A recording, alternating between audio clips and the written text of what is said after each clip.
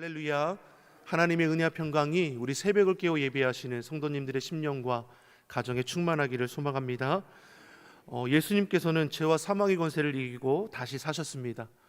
우리가 지금 사순절기를 보내고 있지만 우리 오늘 읽은 마가복음 16장의 말씀은 그 십자가의 죽음을 이기시고 다시 사신 승리하신 예수 그리스도를 우리에게 증거해 주고 있습니다. 예수님의 십자가 부활은 기독교 신앙의 핵심입니다. 아멘이시죠? 십자가 신앙, 부활 신앙이 우리에게 큰 소망이 되는 것이죠. 죽음을 이기신 예수님의 승리는 믿는 저와 여러분의 승리임을 믿습니다. 아멘이시죠? 승리하신 주님을 우리가 굳게 믿고 나아갈 때 시대의 어려움에 우리가 눌릴 이유가 없다라는 것이죠. 예수님의 부활은 구약 때부터 이미 다 증거되고 예언된 말씀입니다. 반드시 이루어질 사건을 육신을 입고 이 땅에 오신 예수님께서 다 성취하신 것이죠. 또한 예수님께서 이 땅 가운데 제자들에게 뭘 말씀합니까? 마가복음 8장에서도 9장에서도 10장에서도 세 차례나 자신의 죽음과 또한 부활하실 것에 대한 예고를 제자들에게 행하셨다라는 것이죠. 다시 말해서 무엇을 말씀하는 것입니까? 예수님의 죽음과 부활은 우연이 된 것이 아니라 하나님의 구원 계획에 따라 이루어진 성취된 사건이라는 것이고, 부활하심을 통해 예수님은 육신을 입고 이 땅 가운데 오신 하나님의 아들이라는 것이 분명히 증거된 거라는 것입니다. 사랑하는 성도 여러분, 그럼에도 어떻습니까? 제자들은 결정적일 때에 믿음을 나타내야 할 때 어떻습니까? 다 뿔뿔이 흩어지는 것을 우리가 앞서 볼 수 있었습니다. 예수님께서 세 차례나 예고했음에도 불구하고 붙잡히시는 거, 십자가의 고난을 받으시는 거, 죽임을 당하시는 거, 이것이 다 예수님께서 앞서서 예고하신 사건임에도 불구하고 죽음이라는 그 두려움 앞에 다 흩어졌다라는 것이죠. 제자들은 예수님과 3년이라는 그 시간을 함께 했습니다. 3년이라는 시간 동안 함께 먹고 마시고 자면서 매일매일 예수님의 가르침을 받았고, 예수님께서 행하시는 기적과 이적을 늘 보았습니다. 뿐만 아니라 자신들도 예수님께서 권능을 더하여 주셔서 병자도 고치고 귀신도 쫓아내는 그 놀라운 은혜의 역사를 체험하기도 했습니다. 그럼에도 예수님께서 붙잡히실 때에 예수님 곁을 지켜내는 제자들이 없었다라는 것이죠. 이처럼 무엇입니까? 두려움은 우리 신앙을 흔드는 그런 요소가 될 수 있음을 우리에게 분명히 말씀하는 것이죠. 자, 이러한 제자들이 언제 변화가 되는 것입니까? 죽음에서 다시 사신 부활하신 주님을 만나고 나서부터 그의 삶이 완전히 바뀌어지는 것을 우리가 볼 수 있는 것이죠. 예수님이 진짜 하나님의 아들이신 것과 예수님이 하신 그 모든 말씀이 진리임을 부활하신 예수님을 목격한 이후부터 확신을 갖게 되었다는 것입니다. 사실 이것에 비추어 보면 제자들의 믿음보다 어떻게 보면 우리의 믿음이 더 크고 놀라운 믿음일 수 있을 겁니다. 왜냐하면 제자들은 예수님의 죽으심과 부활을 직접 목격한 자들이지 않습니까? 하지만 저와 여러분들은 오직 말씀으로 받은 은혜로 우리가 믿음 지키며 살아가고 있기 때문입니다. 예수님께서도 도마에게 뭘 말씀하셨습니까? 너는 본고로 믿느냐? 보지 못하고 믿는 자들이 복되도다. 마리아가 예수님의 부활하심을 제일 먼저 만끽하지 않습니까?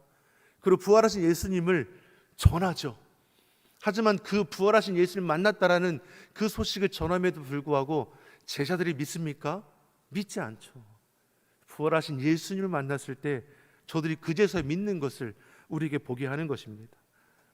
12제자는 12제자는 물론이고 주님을 따르던 많은 무리들이 한 주 전에만 해도 어땠습니까? 호산나 다윗의 자손이여 외치던 자들이 십자가 앞에서 어떻습니까? 다 흩어지는 것을 볼 수 있습니다. 우리가 앞서 말씀에 예수님께서 십자가에 오전 9시에 달리셨고 오후 3시에 운명하셨습니다. 그리고 오후 6시부터 무엇입니까? 안식일이 시작되어서 다음날 오후 6시까지 안식일이 하루가 진행되는 것이죠. 규례에 따라 안식일에는 저들이 할 수 있는 것이 아무것도 없었습니다. 그러니 짧은 시간에 아리마대 요셉과 니고데모가 예수님을 급하게 장사를 지내는 것이죠. 그런 과정을 지켜보던 여인들이 참 마음이 아팠습니다.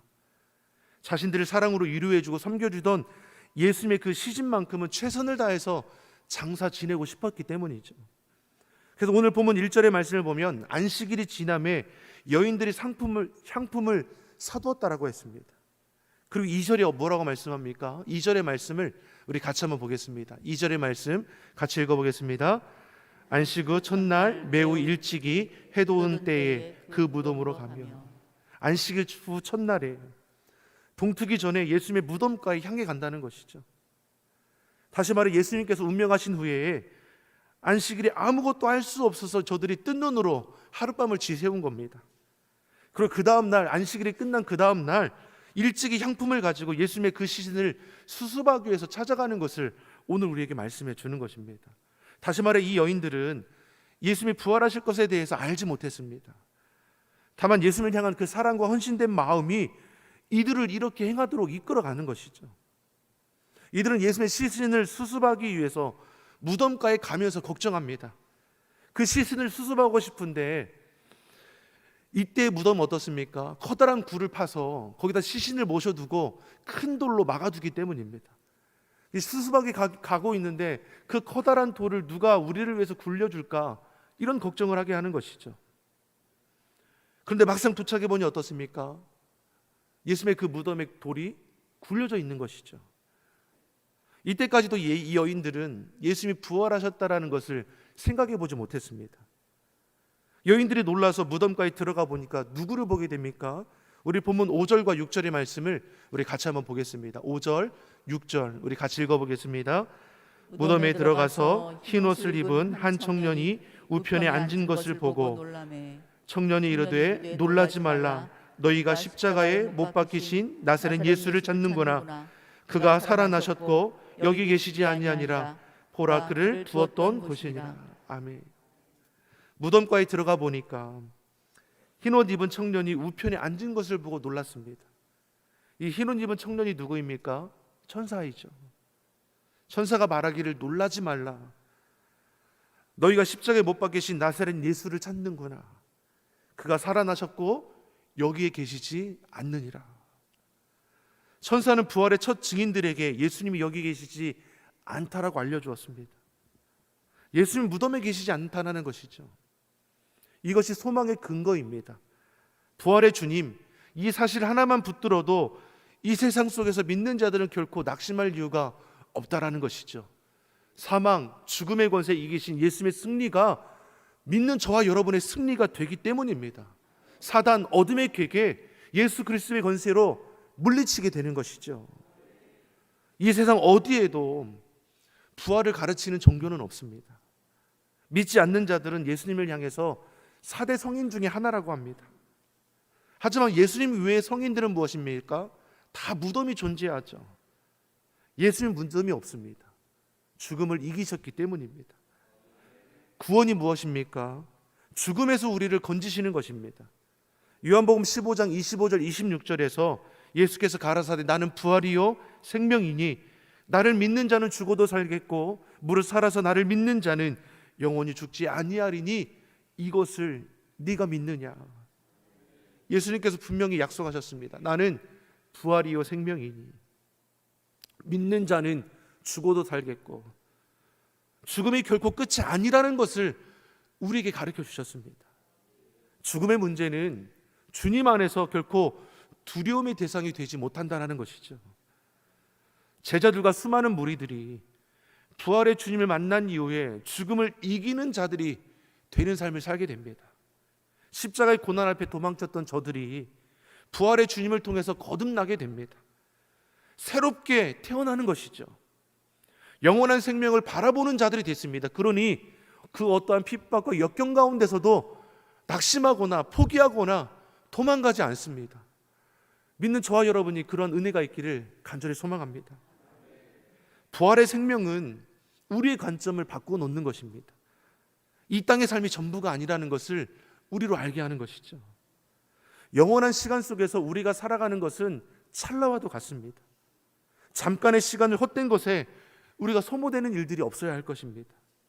염려하는 것으로, 걱정하는 것으로, 미워하는 것으로, 욕심을 추구하는 것으로 우리 인생이 낭비되는 일이 없어야 하는 것이죠. 오늘 본문은 부활의 생명을 소유한 자들로 하여금 소망을 바라보게 합니다. 여인들이 예수님의 시신을 수습하기 위해 찾아왔을 때 무덤가에 돌문이 굴려져 있었습니다. 예수님이 무덤에 계시지 않았습니다.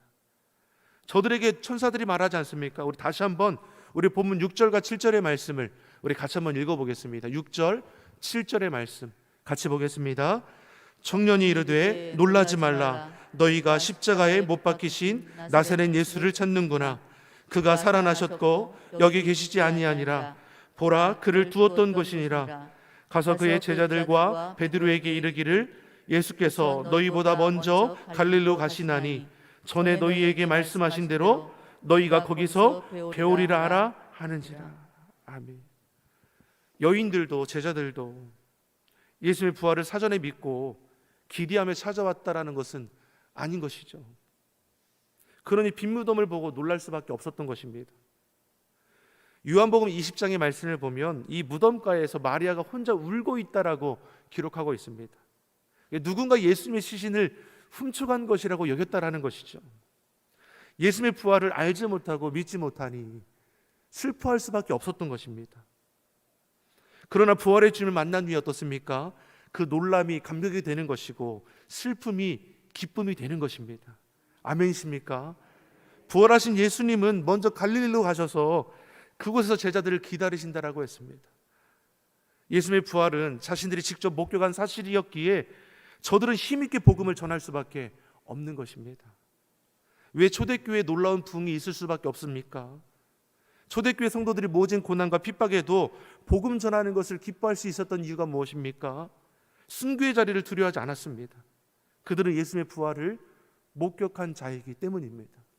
부활 신앙을 품은 자들은 그 어떠한 것에도 막힘이 없음을 오늘 우리에게 말씀해 주는 것입니다. 사랑하는 성도 여러분, 부활의 주님을 우리도 만나는 은혜가 있기를 예수님의 이름으로 축원합니다. 예수님이 사망 권세 이기고 다시 사셨습니다. 예수님의 승리를 믿는 저와 여러분의 승리임을 믿습니다. 힘들다 어렵다는 이때이지만 믿는 자는 부활 신앙으로 부활 소망으로 능히 승리하는 삶을 살아가게 될 것입니다. 저와 여러분이 이 새벽에 기도할 때 부활 신앙, 부활 소망으로 우리가 이 땅 가운데 승리할 수 있도록 깨어 기도하며 말씀에 준행하여 나아가기를 예수님의 이름으로 축원합니다. 기도하겠습니다.